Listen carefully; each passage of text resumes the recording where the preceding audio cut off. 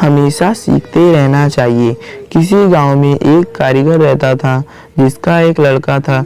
कारीगर अपनी छोटी सी झोपड़ी में टोकरी बनाता था जिन्हें वह 20 रुपए में बेचा करता था। अब कारीगर बूढ़ा हो चुका था। उसने सोचा कि मैं अपने बेटे को यह टोकरी बनाने का काम सिखाता हूँ। लड़के से कहा कि तुम उसे सीख लो, मैंने तुम्हारे दादाजी से सीखा है। यह हमारी पीढ़ियों से चला आ रहा काम है। अच्छा काम है। लड़का भी मान गया। टोकरी बनाने के काम सीखने को पिताजी ने लड़के को टोकरी बनाना सिखाई और उसे बाजार में बेचकर आने को कहा। लड़का टोकरी को लेकर बाजार गया और बेचकर आया ही था। पिताजी ने पूछा कि उदास क्यों हो? लड़का बोला कि मेरी बनाई हुई टोकरी केवल 10 रुपए में ही बिकी। पिताजी ने कहा, चलो कोई बात नहीं, आज तुम्हें और अच्छी टोकरी बनाना सिखाता हूँ। पिताजी ने और अच्छी टोकरी बनाना सिखाई और उसे बाजार में बेचने को कहा। लड़का टोकरी को लेकर बाजार गया और अपनी बनाई टोकरी को 15 रुपए में बेचकर आया। लड़का अब भी उदास था।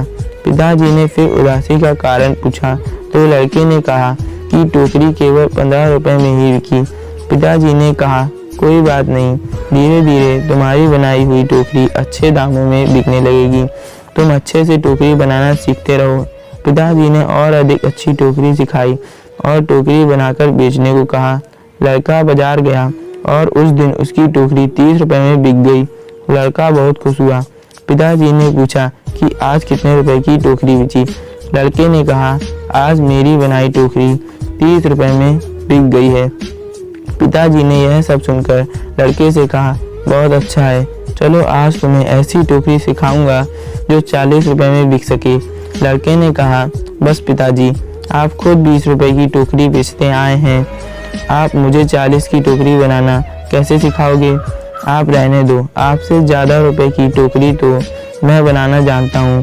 इतना सुनकर पिताजी ने कहा, ऐसा ही कुछ मैंने भी कहा था जब मेरे पिताजी खुद 15 रुपए की टोकरी बेचते थे और एक दिन मेरी टोकरी 20 रुपए में बिक गई। मेरे पिताजी ने मुझे 25 रुपए की टोकरी सिखाने को कहा था तो मैंने भी सीखने के लिए मना कर दिया था और कहा था कि आप खुद 15 की बेचते आए हैं, आपसे ज़्यादा की तो बेच कर आया हूँ। और तब से जीवन भर 20 रुपए की ही टोकरी बेचता रहा क्योंकि उससे ज़्यादा की टोकरी मैं सीख ही नहीं पाया। ये कहानी हमें सिखाती है कि हमें थोड़ा सा सीखना पर घमंड नहीं करना होना चाहिए कि अब मैं सब कुछ जानता हूँ, क्योंकि ऐसा हो सकता है कि हर कोई कुछ ना कुछ आपसे अधिक जानता हो। हमें हमेशा कुछ ना कुछ सीखते रहना चाहिए। कैसी लगी ये कहानी कमेंट करके ज़रूर बताएं। धन्यवाद। Like, share and subscribe please.